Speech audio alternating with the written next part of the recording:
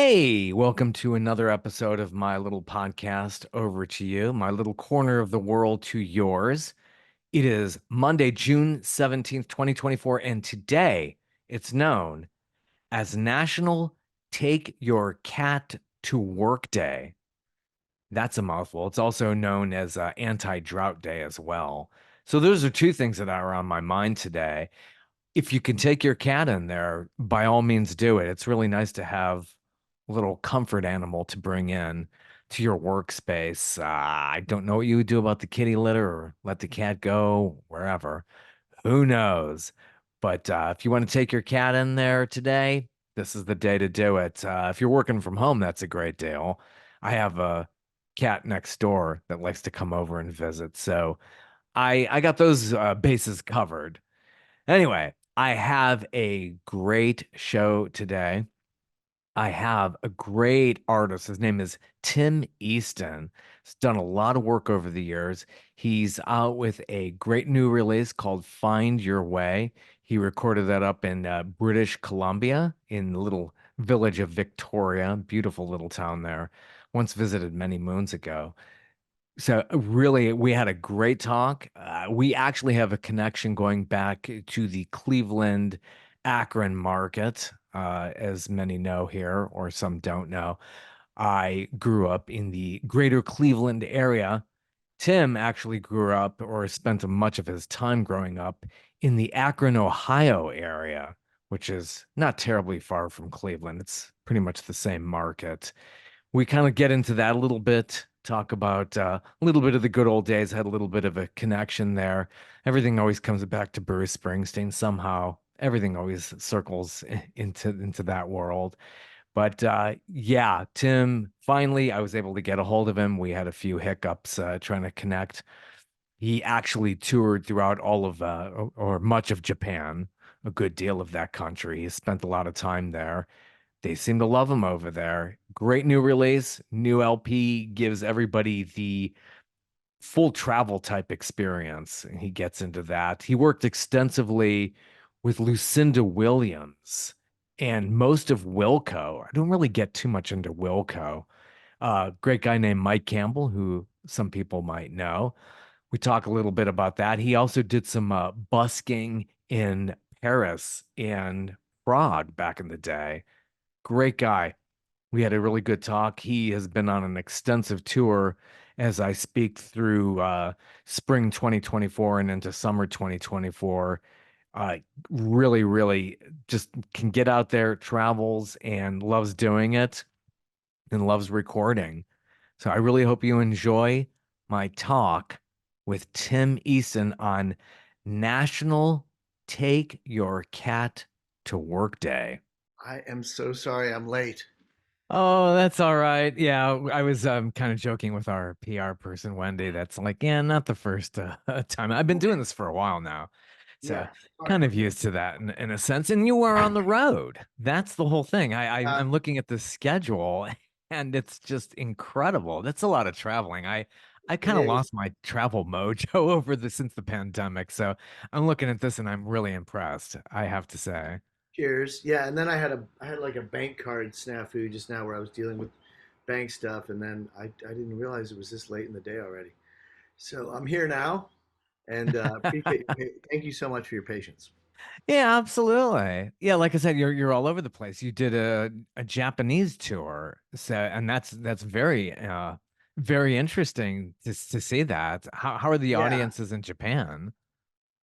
Amazing audience is quiet, Yeah. and my brain, my jet lag brain is finally catching up with American time, but the audience is so cool over there. They're very calm and they don't really, I don't tell stories during the show over there. So I just play a lot more songs is what turns out happening. But great audiences, great people, great merch buyers. They still buy CDs over there. That's kind of fun. And yeah, it's a really fortunate thing I get to do all because of a set I played at South by Southwest a while ago and this live album I made. This Japanese promoter who only takes on a few artists. He takes on like me and Matt the electrician and a few others. He doesn't really do it for a living. It's kind of folk based, right? He's got his clubs, his connections, and I follow him around. We get on trains and ramble around and play these gigs. It's really fun.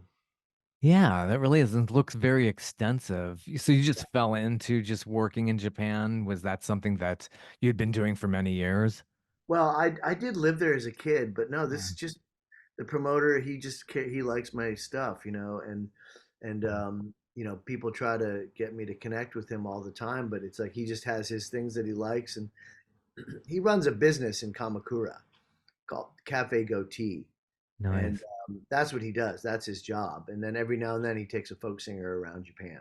It's not a full time thing for him, and but it's really lucky for me that I get to be one of the folk singers that does it because he really loves food and music, and we just travel around on trains and eat good snacks and good Uh, meals and enjoy our life, the culinary life of Japan.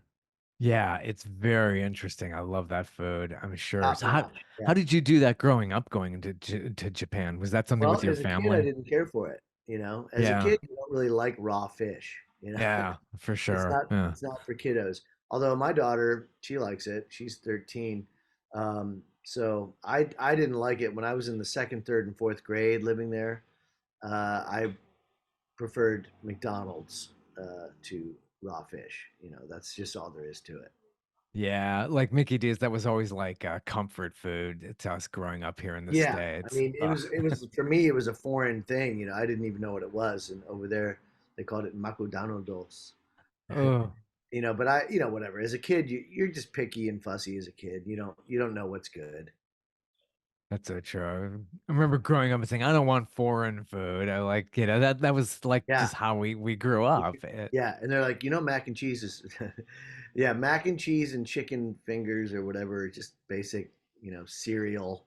Like that's what you eat as a kid, and there's no surprise. Some kids got the expanded palate, but it's pretty rare.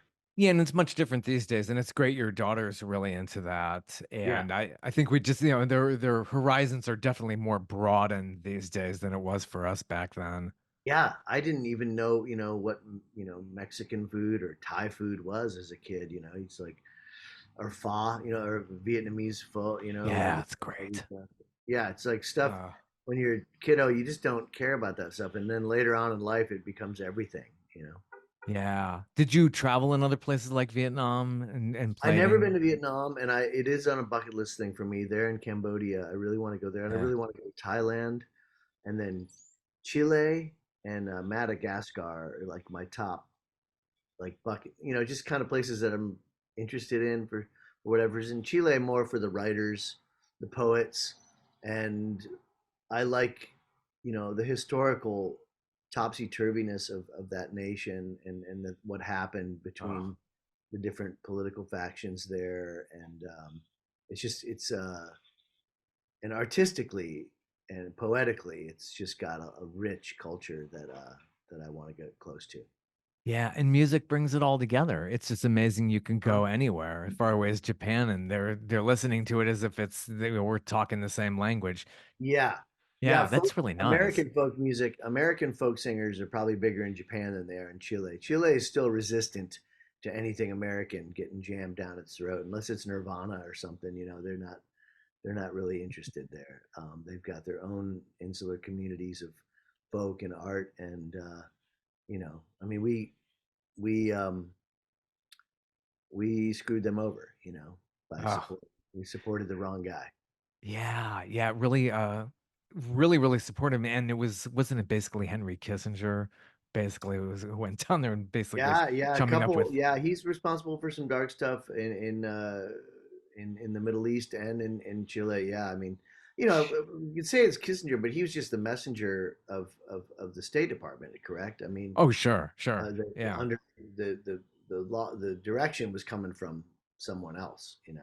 Yeah, it happened with that. It was just part of the culture, and he was doing Yeah. his job. I remember being in college, and it was all about the Contras, not a penny to the Contras. People were sitting there protesting. That was like the biggest thing in the Yeah. day. Yeah, and El Salvador got all that. Like that was just a thing that was an American policy there of trying to squash political activities. And yeah, Kent State is something people in Ohio, they like to blame Governor Jim Rhodes. It never goes all the way up to Nixon, but it's the Yeah. same. It's like the boss is to be, you know, uh, they have to take responsibility for it, and some of them never did. And Kent State is one of those things that, if you study American history, it's an Oh yeah. important part. And since I'm from that area, Akron, it comes up. It comes up a lot. The anniversary just happened, and it's just Yep. intense. If you think about the National Guard coming in and shooting Yeah. American students, um, that certainly the Latin students, know of this story. Yeah. Yeah, I grew up in Cleveland. I'm Okay. from the Yeah. suburb of South Euclid. I've Right. been gone from that area well over 3 decades. But Yeah. I remember that very well growing up, and I went to Ohio U, and I remember there were Okay. protests way back then. I was reading about how it kind of got violent in certain places. So Did. Yeah, they were, at Ohio State they repaved the oval was covered in bricks, and they repaved it because kids were pulling the bricks up and throwing them at the National Guard. And yeah, that time of protesting the war, there's a similar thing kind of going on now, and but it's just handled way differently in the media and in the world. Back then, it probably did feel like things were falling apart a little, or a little more unsteady, or maybe there was a little more popular support to help end the draft and sending people to Vietnam. As where today we're not even in that war, but we're sending lots of money and stuff like that. So it's like people have a right to protest, and I like actually am proud that we will speak our minds and that we have the right to do it. And so I support that on both sides really, because it's impressive, because I've been to Russia, I've been oh to my Cuba. gosh. Yeah, Yeah. I went to Russia before the pandemic, before the war that they're Yeah. involved in right now. And they don't have the same freedom of speech as we did. I asked a Russian guy who loved the blues, loved Muddy Waters, loved American music. I asked him, "Hey, do you have any?" Because he said to me something like, "Good luck with Mr. Trump," and I was like, Oh my "Well, good gosh. luck with your dude, you know." Good luck Exactly. good luck with that guy. And he's like, yeah, that's fair. And I said, do you have any, let me ask you something. Do you have any late night comedians that rip Putin a new one on a nightly Yeah. basis? And he's like, we had one guy. I don't know what happened to him.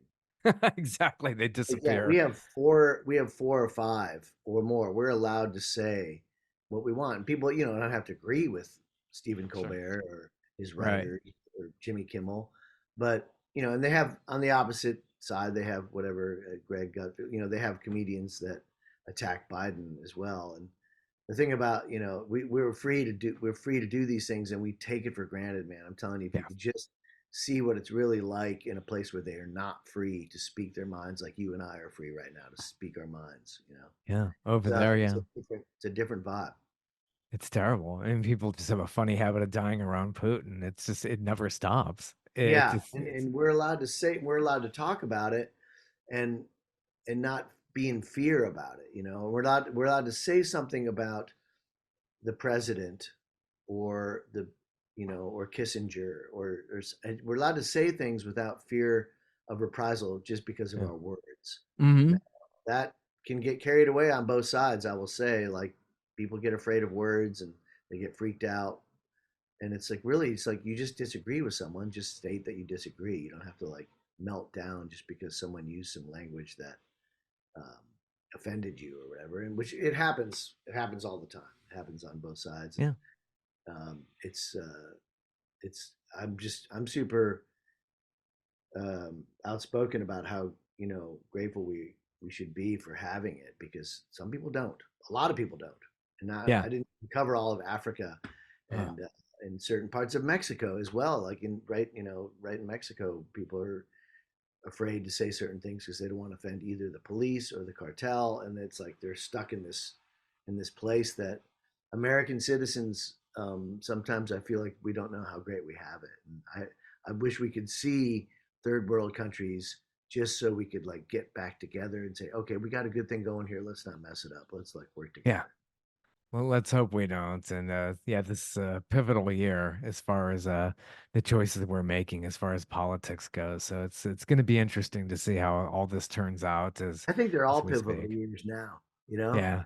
it's like I'm actually not of the mind that the republic or the country's going to end Nah. if a certain guy becomes president. I don't think they can. You know, I think if anything, it would not be great. I would not be into that, but it doesn't like make me fearful for the future of this country. I believe we actually are stronger, and I have some faith. I guess I'm just naive. I have like this like optimism, Yeah. poetic, romantic optimism about my country. Yeah. I know there's people out there that disagree with me. That's perfectly fine. We don't have to get if we resorting to violence is what you do when you have no other ways of speaking or no other ways of using your thoughts. And when the policy and politics don't work, you resort to violence. And that is a sad truth for some people, but it doesn't have to be for us. I'm afraid there's probably going to be some skirmishes here and there.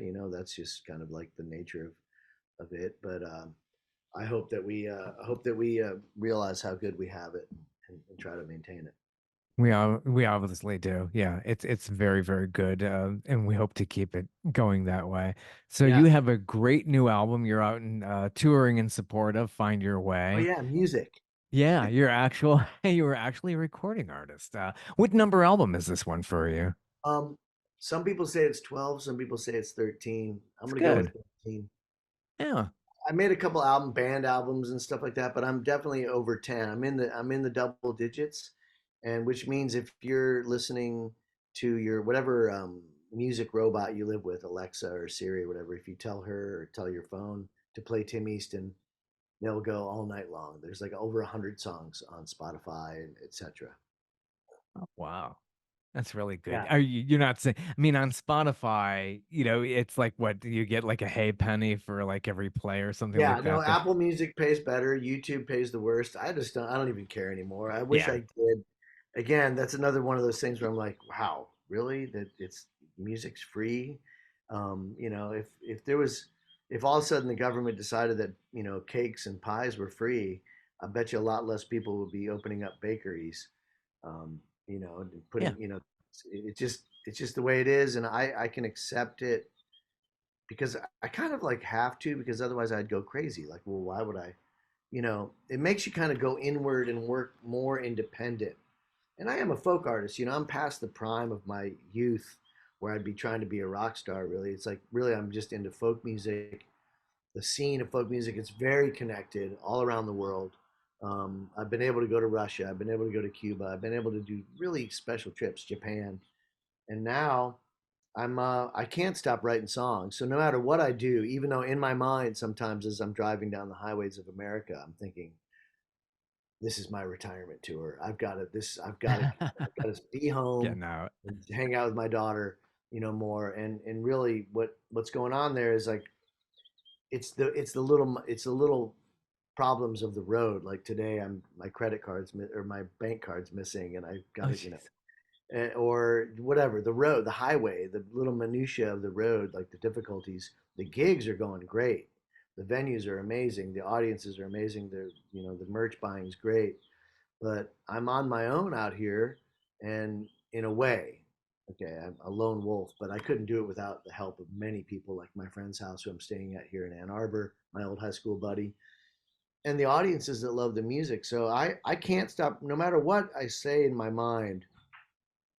I can't stop writing songs. I can't stop writing and creating. That's what gives me joy and helps me get through life. Really, is just creativity and writing songs and like, cathartically, getting some release from writing songs about all the stuff that's going on in the world and being a dad.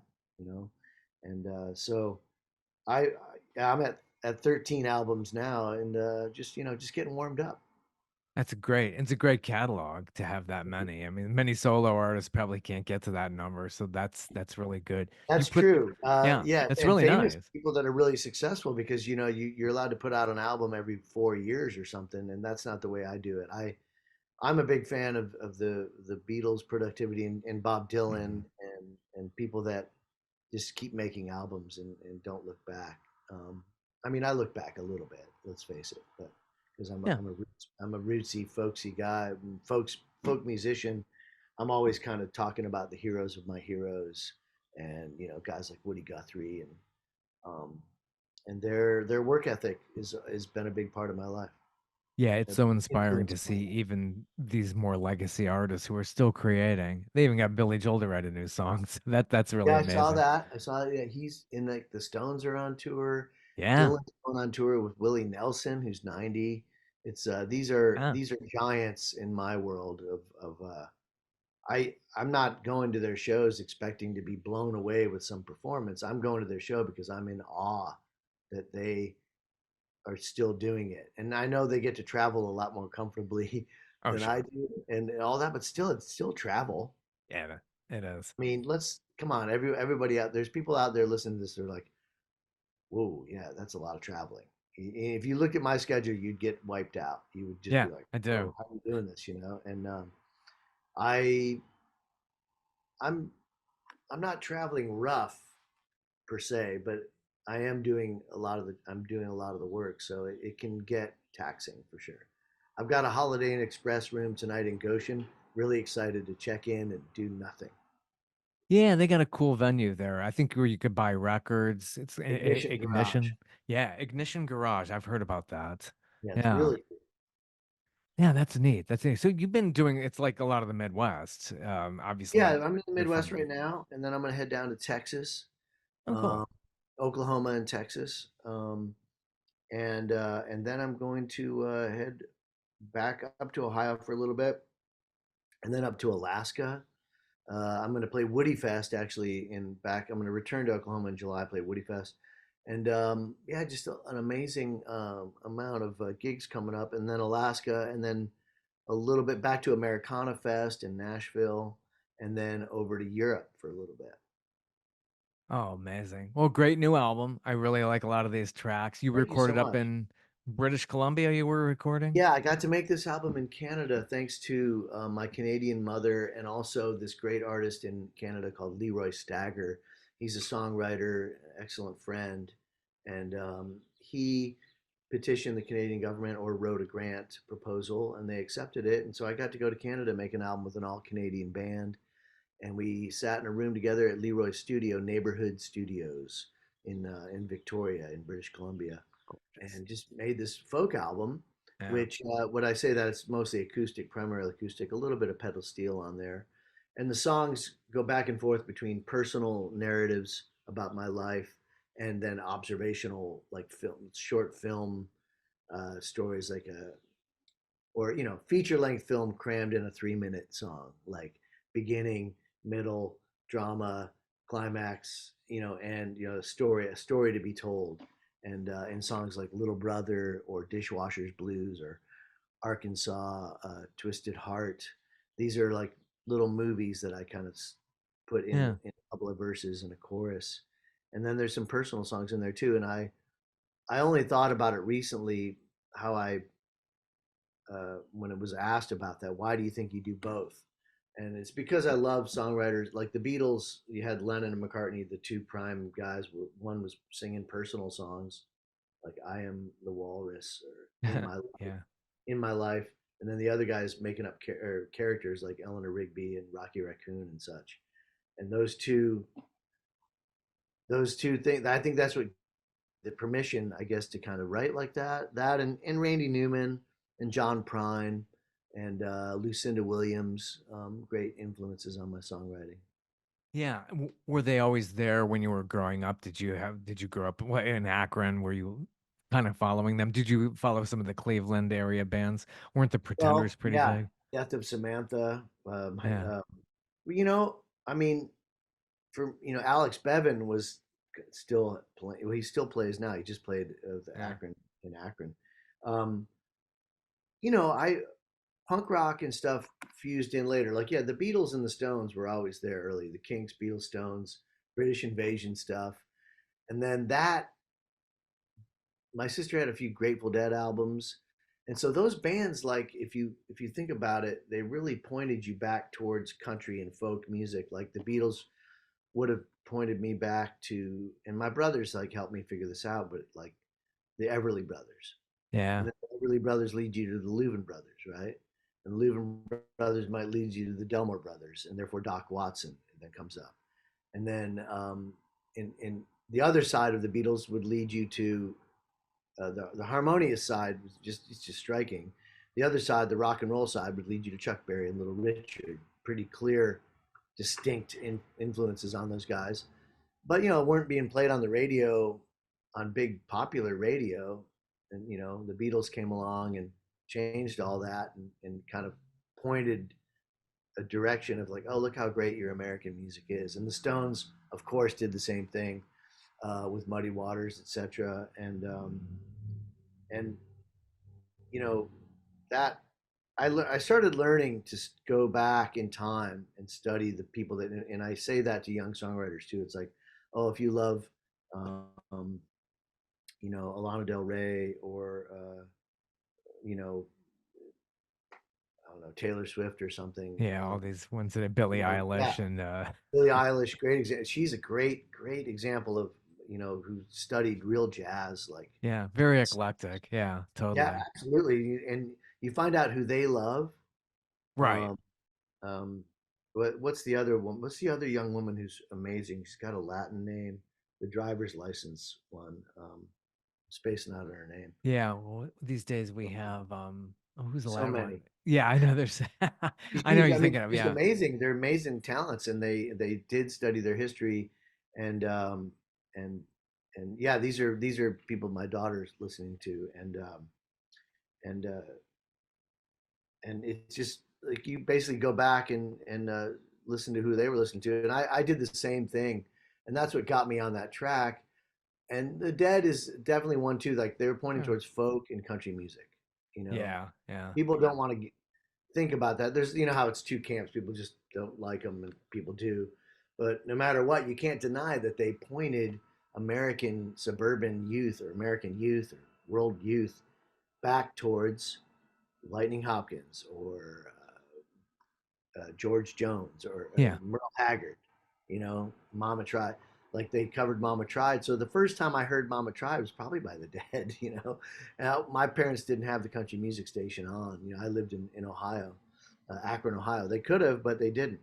We had WHK, which was country, and 1420, I remember that. WGAR was more of the rock station on AM. Yeah, yeah, WG, yeah. There's WZZP, pretty big. Kid Leo was still a disc jockey when I was growing up. Oh, I Kid mean, Leo, remember him well. yeah, I mean, he's on Little Steven's Underground Garage still. Oh, does He's he on. go on there? Okay, Oh yeah. I've lost track of him. Kid Oh Leo, man. I go way back. He was in WMMS. He was huge with them, and I remember when Columbia guys came and they were recruiting him. I was at a restaurant and they were Okay. all sitting next to me. And actually, they had served the lunch that I ordered before Kid Leo, and they gave it to Kid Leo first. They were like, and then next thing you know, he was hired at Columbia Records at that time, late '80s. Wow. Okay. So yeah, because I got like radio voices are so cool for me, and I gotta say, Little Steven's Underground Garage station on Sirius XM is probably one of the coolest radio stations Oh, that ever cool. existed, because Little Steven and all the DJs on there, they like to tell historical stories about Yeah. music they love, and Tom Petty's, all the ones he recorded for his station, they still play them. I don't know how many, couple hundred they did. And Tom is a great DJ, and Ah, he's really gosh. knowledgeable, and he's funny, and when he talks about the music he's passionate about, it's just cool. And Lil Steven ties in historical things and art and culture from the era of those songs, and puts them in a place and lets you realize how intense it was to go see the Rolling Stones, when they first came through Jersey or whatever. And so I do love I don't like being dictated what I got to listen to by a computer, by an algorithm.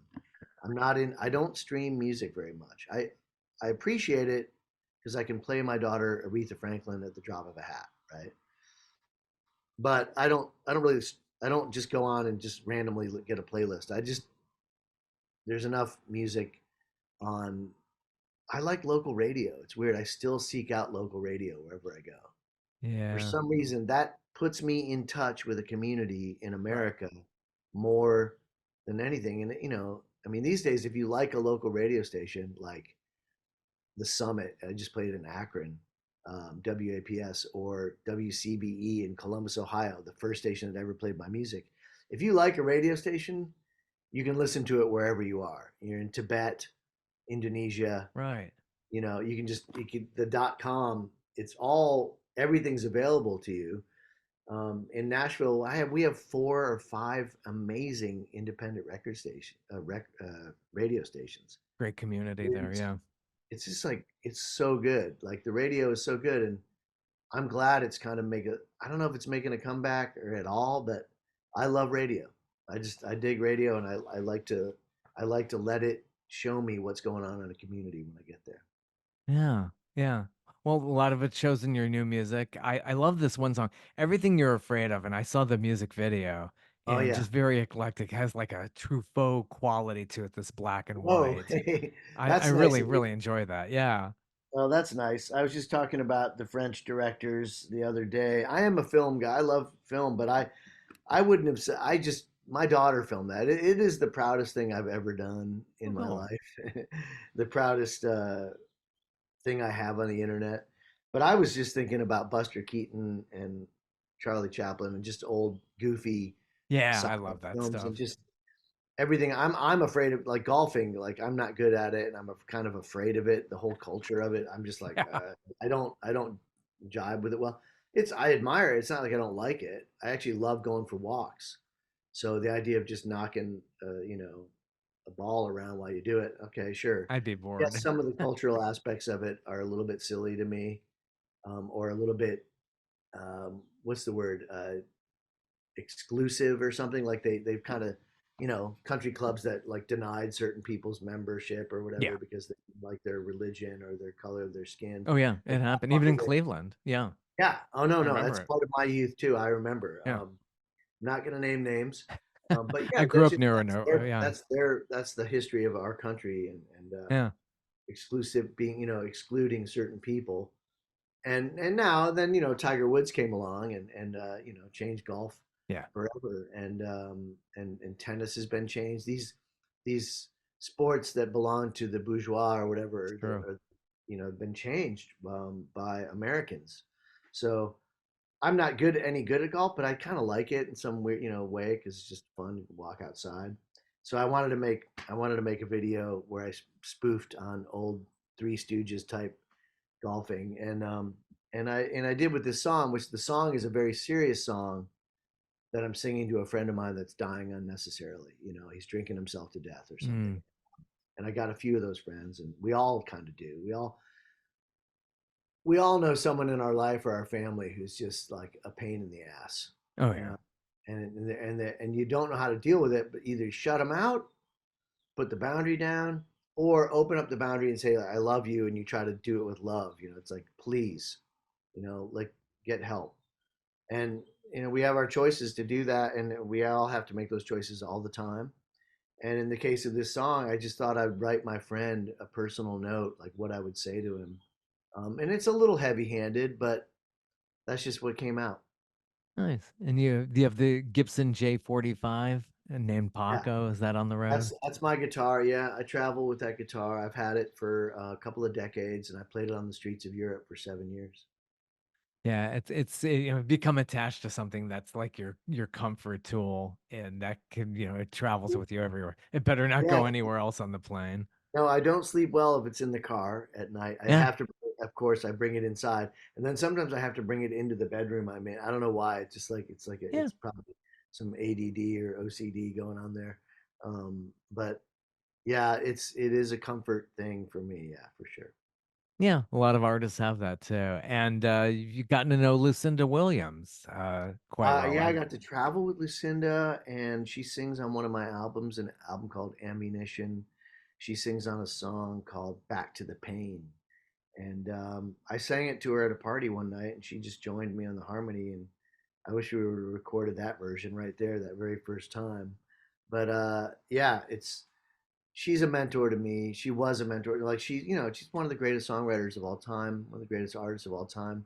one of the greatest true blue songwriters, creators that I've, that's ever walked the, the universe. It's And I'm true. really lucky to have been able to cross her path. Yeah, she always said go with your gut. She wasn't really into doing the sound checks. I think magic was always just caught on the first take with somebody like that, like you were saying. Man, yeah, well, yeah, on the road, she never sound checked. I sound checked for her. But she's just, she's one of the greats. She's on one of the greats. That's all. That's all you need to say. It's like if you're not familiar with her music, you can start anytime. And that's the same I'd say with John Prine. He's just one of the greats, and it's really sad when we lost him during the pandemic. But I was comforted with the idea that his music will bring comfort to people for eternity. So. And he gave you good advice. Yeah, I mean, back in the 90s, pretty much Yeah, saying, hey, yeah. go I started for it. writing my own songs. It was time. That was uh, that was his advice to me, and I took it.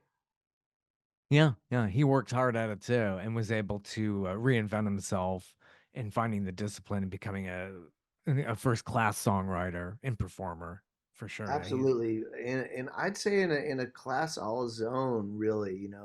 No major huge hits, but he was able to sustain this beautiful thing. I mean, he had hits in our world of the songwriters world, but like not like a pop hit kind of stuff, and just a beautiful person.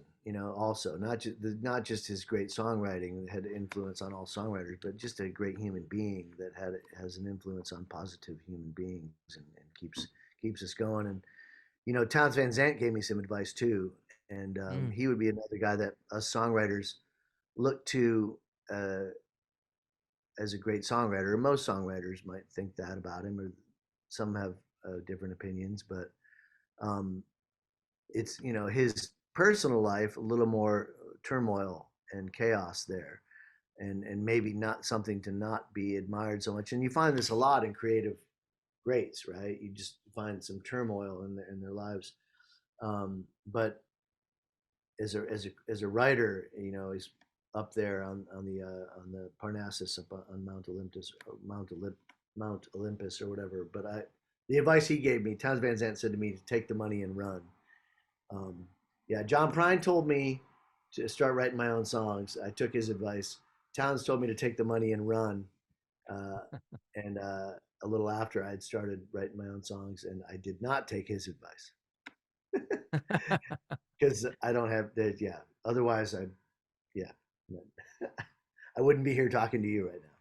true, true. Find Your Way. It's a great album. And the title track has a really nice layer of strings. Was that a decision made by Leroy or just collectively? It's That's a a really nice, production thing, man. Leroy yeah. Stagger definitely has a big part in that, and it's we the pedal steel and violin together can make the pleasant illusion of an orchestra. Yeah. Nice, nice, great. And you're available on LP, Oh CD, yeah. all of it, wherever you get that music. Yep. Wherever you listen to music, you can find it. And if you want a physical copy, I'd go to blackmesarecords.com. They're based in Tulsa, Oklahoma. And that's my friend Chris Payne. And he runs that record company. And he will gladly ship you the vinyl or CD of your choice. And there's special wax mage, this special colored vinyl you can get, and all the different ideas. Otherwise, you can find me selling it out of my car as I travel Yeah. across the country. Still have Yeah, you that can find me on troubadour in tour. you. Yeah, I do. It's still there. I can't deny it. And yeah, just jumping in swimming pools from here to San Diego, and keep Nice. on going and singing songs, telling stories, creating new stories. I appreciate everybody, at Black Mesa, including Wendy, our friend, who helped set this up, and Yeah. just amazing, amazing people that are looking out for the independents like myself. Yeah. It's so good. Everybody needs to get out there and get it. What record store did you enjoy going to when you were in Akron? I remember in Cleveland, I was always going to Coventry to get my I vinyl. remember that one. That one stands out more than my Akron one. I gotta say, like, you know, I I wasn't the little kid going into the record store in Akron as much as I was the college student going in the record store in Columbus. Ah, So in Columbus. Columbus, Ohio, I was going into used kids and school kids and Yeah. Magnolia Thunder Pussy I know. and yeah, those three. And now today it's Lost Weekend Records is my favorite record store. Lost Weekend Records is based in Columbus, Ohio. My friend Kyle runs it, and it's in the basement of this house, or like the bottom floor of a house, and it's just really cool. And he's holding on to a bunch of copies of my new record. So yeah, you can check out Lost Weekend Records in Columbus if you hear this. Yeah, I kind of remember. I on Coventry there was the record exchange, and there was another one too. And it's just Yeah, like the atmosphere. Gosh, I really miss a lot of that stuff. The yeah. atmosphere, being able to This hold that stuff. Yeah. the snarkiness of the record guy that you would make Yeah. fun of you. He would make fun of you if you were buying a Phil Collins album or Yeah. something. You know, unnecessary. You know, I mean, I just loved that. Like those characters that are in High Fidelity, like I had those guys in my life in Columbus, and their names were Ron House, Dan Dow, Jerry Wick. These guys are sweet as pie, and they loved rock and roll, and they loved music, and they were all great musicians. The three, you know, um, and but they, you know, they would needle me for sure. You know, that's just the way it was. You know, but they were classic record store proprietors. Also, I have to say Kurt Schubert and also Jeff Evans, man, who was fronted the Gibson Brothers. He was a classic, just a real sweetheart who um, loved rock and roll and loved the history of music, and eventually moved down to Memphis. Nice. Well, thank you so much for your time and stopping by. And you're just on tour. Go out there and get it. And where's the website we can go to learn more about you? Oh, I'm gonna add Mike Rep to that. That's Cool. important, man. There's just like I'm Get him thinking in of there. the guys just you know, and they were all dudes, yeah.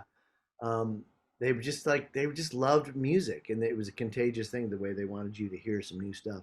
I'm gonna be on tour for the next eternity, and you can find out at timeaston.com. I'm on Cool. all the socials. I'm easy to get a hold of. If you've Good deal. made it this far, and thank you so much for talking to me about this stuff. I love doing it, and I love teaching, and I love remaining teachable myself. So you can find me at timeaston.com, and you can find me on Instagram and Facebook, and you know all the stuff. I'm easy to get a hold of, and you can write me if you're really feeling it and you want to write me a snail mail letter. I Wow. got PO Box 322, Nashville, Tennessee 37116, and you'll find me there, and you can write me a note, and I'll write you a letter back. Oh, sweet. Good Yeah. deal. Well, thank you so much for stopping by. Thank you for accepting my tardiness. I like to be on time and honor other people's time, so I really appreciate your patience with me there. Thank you so much. Take Yeah. care. All right. And thanks for listening. I'm so glad you dropped by to my corner of the world and over to you. If you notice in his music, it sounds has a lot of Dylan-esque qualities to it. It was a very, very big influence. Great a new album. Go out there, check it out. Got 10 wonderful new tracks. And one of my favorite is called Little Brother. That just really, really zings in there. But had a great time talking with Tim. And stay tuned. I have more episodes coming.